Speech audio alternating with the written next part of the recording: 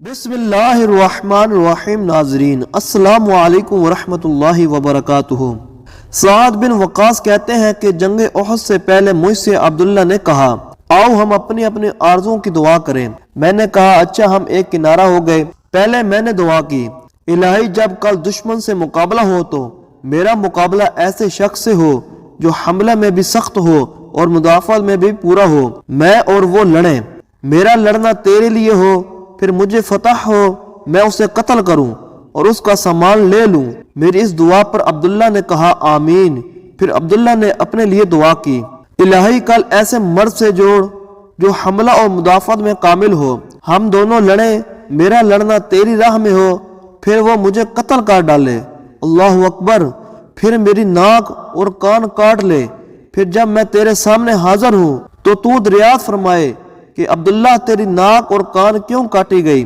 تب میں عرض کروں تیری راہ میں، تیرے رسول اللہ صلی اللہ علیہ وسلم کی راہ میں، تب تو فرمائے ہاں تو سچ کہتا ہے۔ سعد رضی اللہ تعالی عنہ کا قول ہے کہ عبداللہ رضی اللہ تعالی عنہ کی دعا میری دعا سے بہتر تھی، اسی کیفیت سے شہید ہوئے۔ دیکھا آپ نے ایک صحابی کی دعا کا مانگنے کا طریقہ، ہم لوگ کس لالچ میں دعائیں مانگتے ہیں۔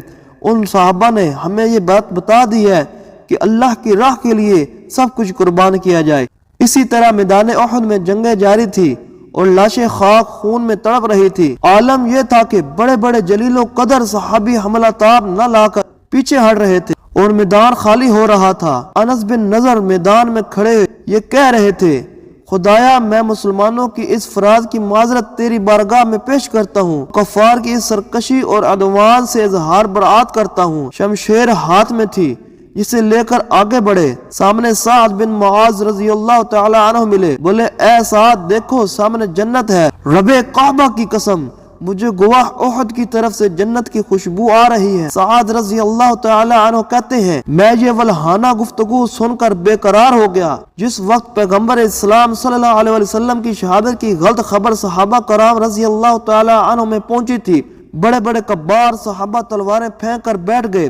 انس رضی اللہ تعالی عنہ بن نصر نے شکتہ دل صحابہ کی ایک جماعت بیٹھی ہوئی دیکھی اور فرمانے لگے، سب نے جواب دیا حیبر عالم نہ رہے تو ہم کس پر فدا ہوں؟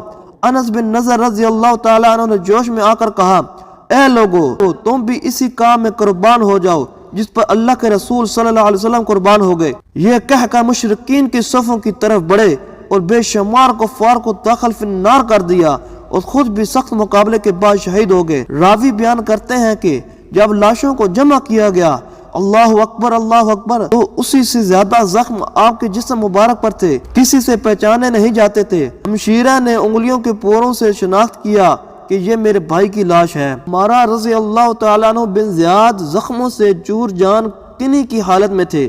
حضرت محمد صلی اللہ علیہ وسلم سرخانے پہنچ گئے۔ جنگ احد میں سعد بن ربیع کو لوگوں نے دیکھا زخمیوں میں پڑے سانس توڑ رہے ہیں، پوچھا کوئی اور وصیت کرنی ہو تو کر دو۔ کہا اللہ کے رسول صلی اللہ علیہ وسلم کو میرا سلام پہنچا دینا اور قوم سے کہنا کہ ان کی راہ میں جانے نثار کرتے رہیں۔